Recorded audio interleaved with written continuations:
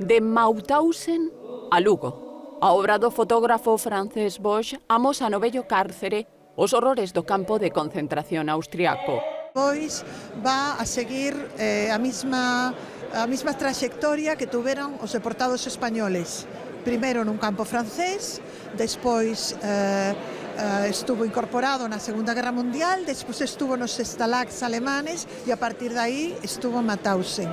A inauguración da exposición supuxo un acto de recoñecemento ás vítimas do Holocausto, no que se viviron momentos de intensa emoción. Que mi padre no haya podido ver esto me duele en el alma. Me duele por él, por ellos, por ellas. No olvidemos las mujeres, por favor. Encarna Díaz lembrou o seu pai Aurelio e o seu tío Vitorino Díaz, deportados a Mauthausen.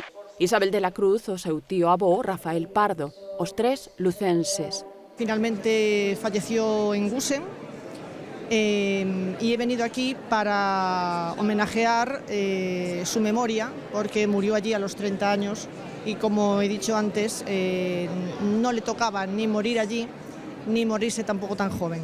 A través da mirada do fotógrafo catalán voluntario do Exército Republicano na Guerra Civil Española, a mostra tenta manter viva a memoria dos máis de 9.000 deportados españois aos centros de exterminio nazi.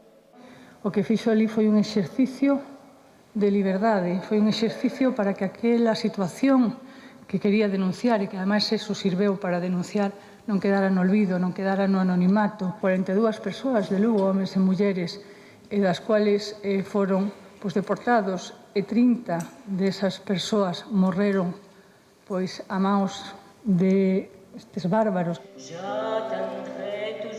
O grupo A Quinta puxo voz e son a apertura da exposición Bosch, o fotógrafo do Holocausto, que continuará aberta ao público ata finais deste mes de xaneiro.